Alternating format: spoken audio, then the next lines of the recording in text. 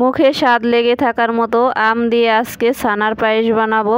আমের সিজনে আমের ছানার পায়েস খাবো না, এটা কি হয় বলেন তো? আমের ছানার পায়েস এখনো যারা খান নাই অবশ্যই আম থাকতে ট্রাই করবেন, খেতে ভীষণ মজার হয়। এইখানে আমি 1 প্যাকেট চিনি গুঁড়া চাল নিয়েছি। এইখান থেকে আমি 1 মুঠ চাল নেব আমের ছানার পায়েস বানানোর জন্য। চালটা আমি ভালো করে ধুয়ে নেব। ভালো করে ধুয়ে আগে থেকে আমি 1 লিটার দুধ জ্বালিয়ে নিয়েছিলাম। আমের ছানার পায়েস বানানোর জন্য কিন্তু আগে থেকেই দুধ জ্বালিয়ে রাখতে হবে। এখন আমি ধুয়ে রাখা চালটা আমি দুধের ভিতর দিয়ে দিব।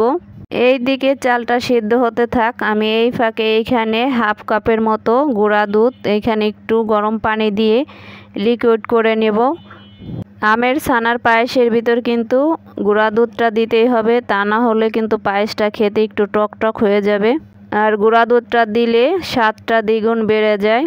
এইখানে আমি এখন স্বাদ মতো একটু লবণ দিয়ে দিলাম, তারপরে দিয়ে দেব কয়েকটা গরম মশলা। এখন ভালো করে নেড়ে চেড়ে চালটা আমি আধা ভাঙা করে নেব। আগে থেকে যে গরম পানি দিয়ে গুঁড়া দুধটা গুলিয়ে রেখেছিলাম ওইটা এখন আমি দিয়ে দিব। গুঁড়া দুধটা দেওয়ার পরে ভালো করে পায়েসের সাথে নেড়ে চেড়ে একটু বলক তুলে নিতে হবে, যাতে পায়েসের সাথে লিকুইড দুধটা ভালো করে মিশে যায়। তারপরে এইখানে আমি এখন চিনি দিয়ে দিব। এইখানে ভরে ভরে 2 চামচ চিনি দিয়েছি, মাপলে 1 কাপ হবে। আপনাদের স্বাদ মতো আপনারা দিবেন, আপনারা যে যেমন মিষ্টি খান। ভালো করে এখন আবার একটু নাড়াচাড়া করে মিশিয়ে এইখানে পায়েসটা স্বাদ হওয়ার জন্য দিয়ে দিব আমি ঝোলা খেজুরের গুড়। খেজুরের গুড়ের পায়েস যারা খেয়েছেন তারাই জানেন যে খেজুরের গুড়ের পায়েস কতটা মজার হয়। আমি সাধারণত পায়েস রান্না করলে খেজুরের গুড় না দিলে আমার পায়েস খেতে ইচ্ছা করে না। খেজুরের গুড়ের পায়েস আমার খেতে ভীষণ ভালো লাগে।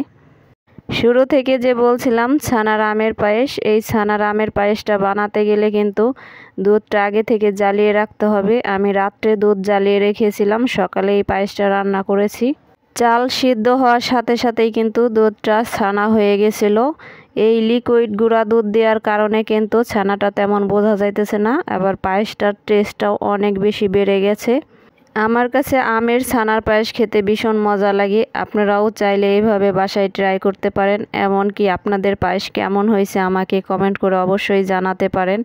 আজকের আমের ছানার পায়েস যদি আপনাদের কাছে ভালো লেগে থাকে অবশ্যই একটা লাইক, কমেন্ট এবং শেয়ার করবেন।